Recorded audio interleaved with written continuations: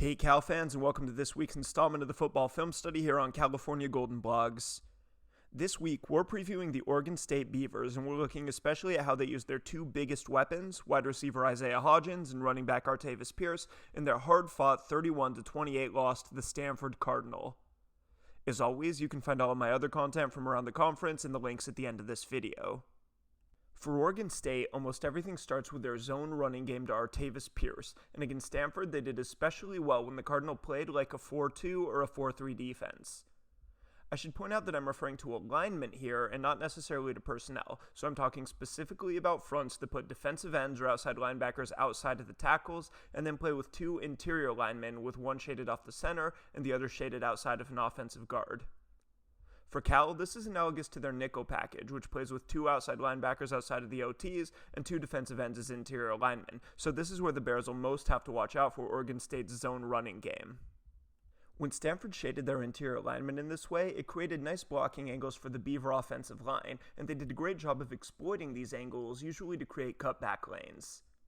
For example, on this play, we see that this defensive lineman is shaded outside of the left guard, and this gives that guard an easy angle to kick him out.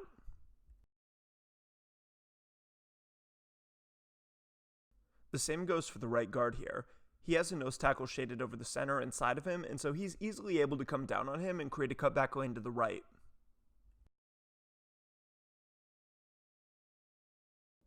An important part of the Beavers' success, however, came from their offensive line's ability to get up to the linebackers, and on this play we see that that's the key that makes this play work. Before the snap, we see that this linebacker is lined up well to the left of center. Now, watch as Oregon State's right tackle, starting the play almost on the far hash, is able to cut off that linebacker to open up a lane for the running back.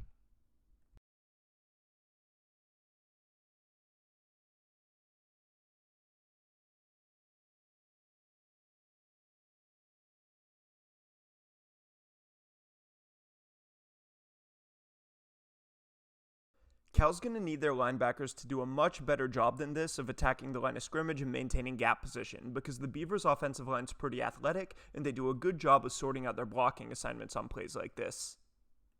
Any defense that plays the Beavers, however, has to be careful about playing too aggressively with those linebackers, because Oregon State loves to use play action to throw crossing routes to star wide receiver Isaiah Hodgins. On this play, for example, watch these linebackers aggressively respond to the run fake. And now we can see that Luton pulls the ball out and hits Hodgins right behind them.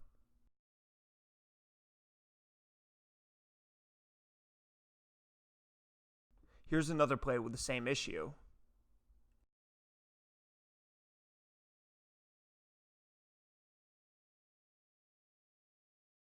And here's a third example.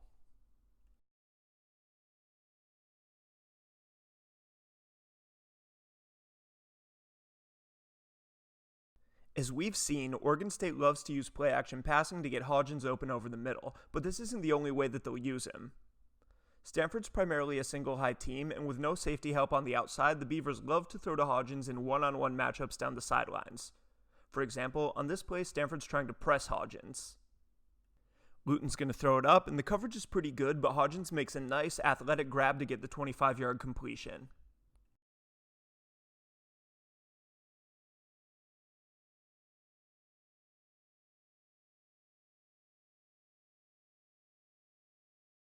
On the other hand, if the cornerback plays off of Hodgins like we see right here, then they're more than happy to throw hitches to him and to let him break tackles to get yards after the catch, as we can see on this play.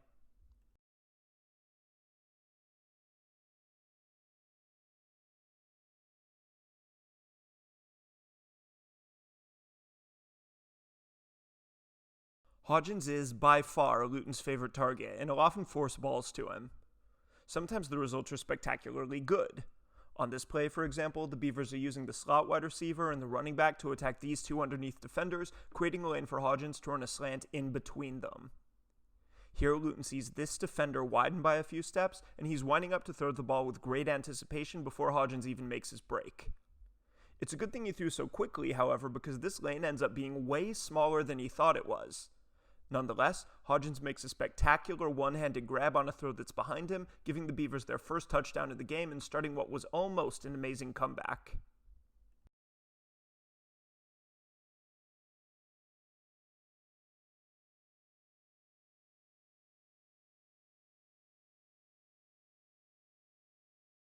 Sometimes, however, Luton's eagerness to throw to Hodgins leads him to miss important details in the defense's coverage. On this play, for example, Luton looks right and sees the cornerback pressed up on Hodgins with no safety help over the top. He catches the snap, scans the middle of the field, and then looks to throw to Hodgins against that pressed cornerback. What he hasn't seen, however, is this safety bailing to play a deep half technique, and if this ball would have been in bounds, then there would have been a very serious risk of that safety either picking it off or killing Luton's favorite target.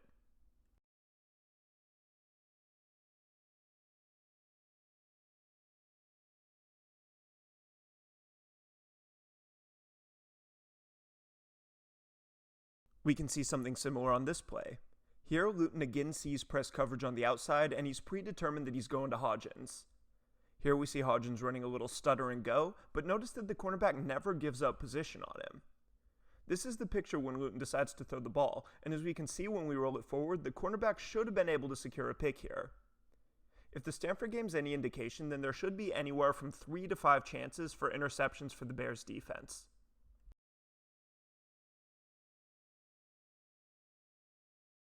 Alright, that's it for this preview of the Oregon State offense. If you want more Pac-12 content, check out patreon.com/Burke18 or my new Twitter account @Burke18CFB, where you can find updates about my non-Cal videos and any written breakdowns that I publish. Otherwise, I'll see you all here next week for my breakdown of the Oregon State game, and go Bears!